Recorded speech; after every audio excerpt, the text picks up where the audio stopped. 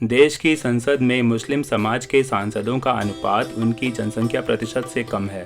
ये समुदाय खुद के सांसद ना जिताकर उन सांसदों को जिताता है जो भाजपा को हराने का दमखम रखते हैं। मुस्लिम समुदाय और दलित पार्टियों में एक बात एक सी लगती है, दोनों भाजपा को हराना चाहते हैं। इसलिए कई बार ये अटकलें लगाई जाती हैं कि मुसलमान और दलित एक ही पार्टी को वोट करेंगे, जैसे उत्तर प्रदेश में बहुजन समाज पार्टी। लेकिन ऐसा होता नहीं है। उसकी एक मुख्य वजह है दलित पार्टियों का चुनाव के बाद बदल जाना। जहां मुस्लिम समुदाय ये सोचकर इन्हें वोट देता है कि ये भाजपा के खिलाफ राजनीति करेंगे, वहीं चुनाव के बाद उन्हें धोखा ही मिलता है, क्योंकि दलित पार्टियों और भाजपा का झगड़ा चुनाव से पहले तक ही रहता है। चुनाव के बाद जैसे ही जरूरत पड़ती है वो मिलकर सरकार बना लेते हैं। अगर मायावती की बात की जाए तो वो हमेशा मुख्यमंत्री भाजपा के समर्थन से बनी है। 1995, 1997 और 2002 हर बार भाजपा का समर्थन। सिर्फ 2007 में मायावती अपने दम पर सत्ता में आई, लेकिन उस बार भी वो सवर्ण वोटर के समर्थन से ही आई थी, जो कि भाजपा का मुख्य वोटर बेस माना जाता है।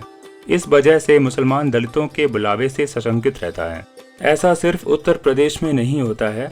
बिहार में रामविलास पासवान ने 2014 में अपने मुस्लिम वोट बैंक को नजरअंदाज करते हुए भाजपा से गठबंधन कर लिया, जो आज तक 10 साल के बाद भी जारी है। और ऐसा पूरे देश में देखा जा सकता है।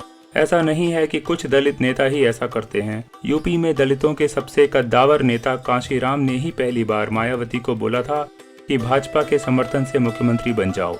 असल में दलितों की और सवर्णों की लड़ाई घर के अंदर का झगड़ा लगता है, जो कुछ दिनों के बाद शांत हो जाता है। मुस्लिम समुदाय को इस शांति काल में कुछ विशेष जगह नहीं मिलती। वैसे मुसलमानों की ये समस्या सिर्फ दलित पार्टियों के साथ नहीं है। अभी मुसलमान भर भर कर आरएलडी को वोट दे रहे थे कि अचानक जयंत चौधरी भी भाजपा की राह पर चल दिए। मुस्लिम समाज को सिर्फ समाजवादी पार्टी ही ऐसी लगती है जो भाजपा के साथ नहीं जाती। ये सच भी है। भाजपा और सपा में कभी गठबंधन तो नहीं हुआ, लेकिन 2007 में चुनाव परिणाम आने से पहले मुलायम सिंह यादव ने भाजपा के लिए कहा था, ये लोग भी कोई मंगल ग्रह से नहीं आए हैं, ये भी यहीं के हैं।